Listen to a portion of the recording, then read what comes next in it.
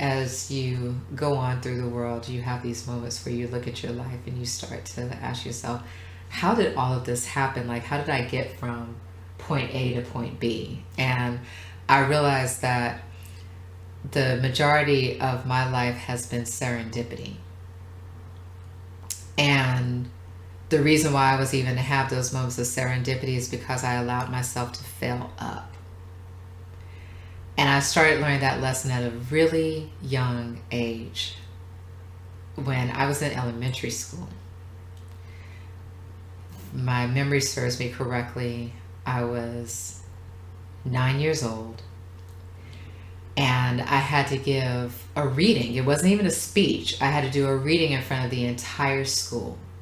Now, I had had moments where I had been in front of the entire school before, but this was the first time that I had been in front of the entire school and being aware of myself, like being aware of my body, being aware of the fact that people are staring back at me, being aware of the fact that people are having thoughts in their own heads as they're looking at you.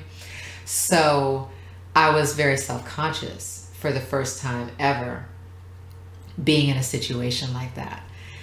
And I practiced the reading. I practiced with my mom, read it perfectly, had even inflections in my voice and intonation and pauses. I knew exactly how I was going to deliver it. And my mom dropped me off the morning of the speech. She's like, knock 'em dead, have a great time. And I'm like, oh, thanks, Mom.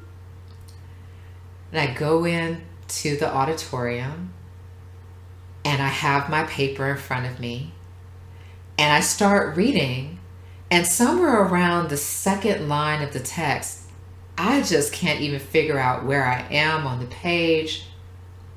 I start stumbling. I'm repeating sentences. I'm saying, I'm pausing. I'm not saying words correctly, as if all of a sudden I'm illiterate now and I can't read at all. I don't know what words are. I look out into the crowd and one of my classmates is looking back at me like, oh my God, Joy, what is wrong with you? What are you doing? Like, this is horrible. He was watching a train wreck and he was confused and confounded by it the entire time. And I'm looking back at him and I'm just like, I don't know what's happening. I'm just ruining this. And probably after about 3 minutes of absolute horror, I got to the end. And the reading had been so awful that people didn't even know that it was the end, and they didn't know to applaud. Wow. So you started hearing like scattered applause, like, and then finally the applause happened because they were like, oh God, that was the end. Like, this was horrendous. And so of course I was really disappointed, but I got off the stage, and then eventually my mom came and picked me up, and I get in the car and she's like, how was it? How did everything go? And I was like, oh my God, it was awful. I failed completely. Like, I told her what happened and how horrible it was, and even like the eyeballs, the way people were looking at me like what was going on, and the teacher was shocked, and everybody thought I had maybe been like snatched by a body snatcher or replaced by something that didn't know how to read or speak English. And she's like, well, if it was that horrible, honey, like, why are you smiling? How are you okay? And I looked at my mom and I said, well, because the most horrible thing that I could have imagined happened. The most horrible thing that I could have imagined happened. And I'm still here. I'm still alive. I didn't just like die. And